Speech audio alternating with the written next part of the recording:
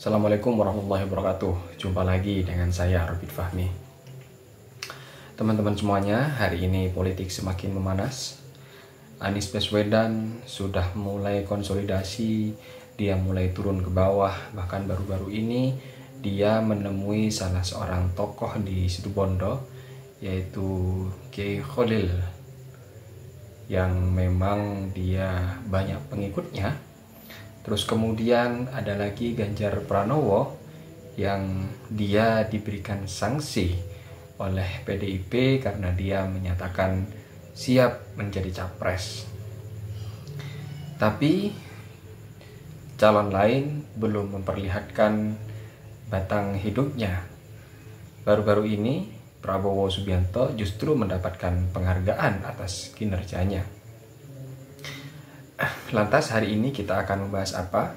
Tentunya yang paling hangat dan yang paling banyak dibicarakan di media sosial, yaitu tentang Ganjar Pranowo.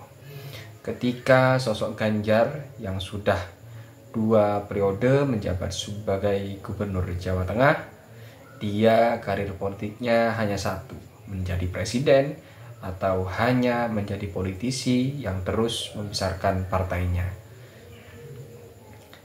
Karena hanya itu salah satu-satunya alasan bagi Ganjar untuk terus berkarir di politik. Kalau tidak, ya dia siap-siap menerima seandainya PDIP memilih Puan Maharani untuk menjadi capres. Lantas, apakah ketika PDIP memberikan rekomendasi kepada Puan Maharani sebagai capresnya, beranikah Ganjar Pranowo meninggalkan PDIP? Kita tahu semuanya bahwa Ganjar sudah dideklarasikan oleh PSI, Partai Solidaritas Indonesia, yang walaupun partai ini tidak memenuhi PT 20%, bahkan salah satu partai DPD sudah menyatakan dukungannya atau deklarasi, yaitu Partai PAN. Lantas apakah Ganjar siap meninggalkan PDIP? Dia kader militan dan sudah bertahun-tahun berkarir politik di PDIP, dan PDIP termasuk partai yang membesarkan nama dari sosok Ganjar. Kemarin saya sempat melihat di media sosial bahwa ada upaya untuk menghalangi Ganjar Pranowo untuk menjadi capres. Siapa dia? Ini hanya sebatas dugaan, bukan faktanya. Saya tidak tahu, karena narasi yang dibangun, ya Ganjar dianggap sebagai orang yang paling sulit untuk dikalahkan, yaitu si Caplin. Dalam video itu diungkapkan bahwa itu adalah si Caplin. Siapa dia? Yaitu Yusuf Kalla. Kita tahu bahwa JK bukan orang sembarangan. Dia orang kingmaker yang luar biasa. Pengalamannya di politik juga mumpuni, dan sudah 2 kali menjadi wakil presiden. Ketika masanya SBY, kemudian masanya Joko Widodo. Dia sudah banyak mengenyam pahitnya getir kehidupan dunia politik. Bahkan Yusuf Kalla juga punya usaha, yaitu Kalla Group. Dia selain bukan orang sembarangan, dia juga orang yang kaya, yang punya segalanya untuk menggerakkan sesuatu yang dia inginkan. Kenapa ada dugaan bahwa Yusuf Kalla ingin Ganjar Pranowo tidak mencalonkan diri? Ya salah satu alasan karena memang Ganjar ya sulit dikalahkan. Di situ narasinya yang dibangun seperti itu. Terus kemudian Ganjar sendiri kita tahu di ILC dia sempat menyatakan dukungannya kepada Anies Baswedan, yang memang sepertinya dia punya kesamaan. Entah kesamaannya seperti apa, tapi setelah dia menyatakan dukungan kepada Anies Baswedan, baru-baru ini justru Yusuf Kalla memberikan dukungannya kepada Airlangga Hartarto. Nah, narasi yang dibangun itu ini hanya sebatas taktik. Karena kenapa? Karena Anies Baswedan sudah diusung oleh Partai Nasdem. Maka ketika JK terus mendorong Airlangga Hartarto untuk maju dari Golkar dengan koalisi KIB, yaitu Golkar, PAN, Koalisi Indonesia Bersatu, Golkar, PAN, kalau tidak salah P3 lagi. Maka mereka masih harus koalisi.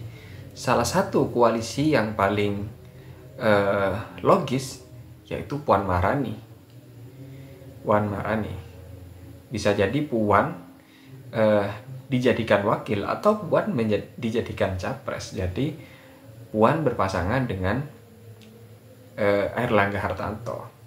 Maka ketika dua sosok ini sudah maju, maka tidak akan ada peluang lagi bagi Ganjar untuk maju sebagai capres. Untuk naik lewat Gerindra itu tidak mungkin. Karena kenapa? Karena Gerindra sudah mendeklarasikan Prabowo Subianto untuk menjadi capres.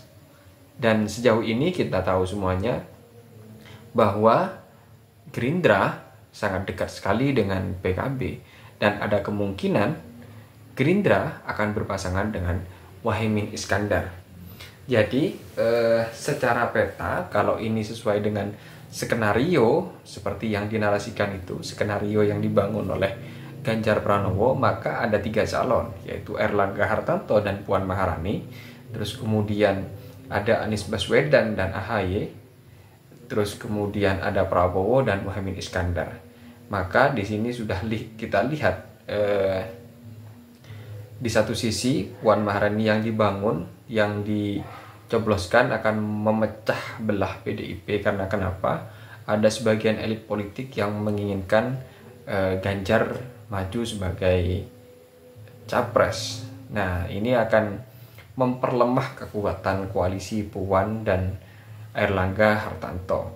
Sementara Anies Baswedan dia punya mungkin dianggapnya dia punya modal besar setelah menjadi gubernur DKI Jakarta, dan Nasdem termasuk partai yang punya kader militan dan sudah teruji dia cepat melesat, partai baru tapi sudah masuk 10 besar.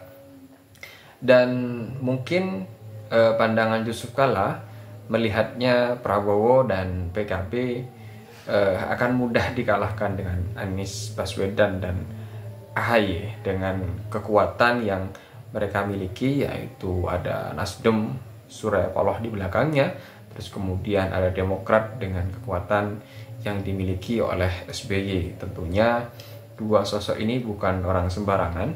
SBY sudah 2 kali menjadi presiden.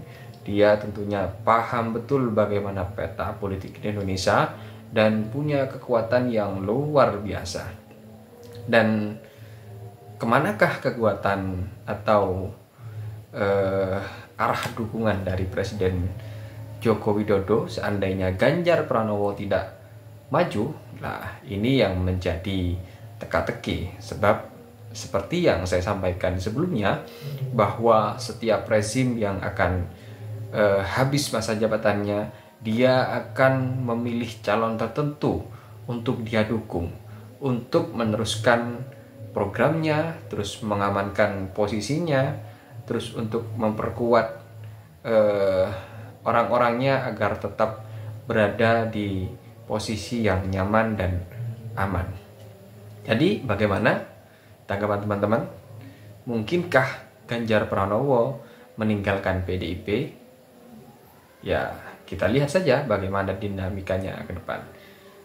Silakan komentarnya kalau teman-teman punya pendapat atau suka dengan channel ini. Silahkan subscribe dan like, share. Terima kasih. Assalamualaikum warahmatullahi wabarakatuh.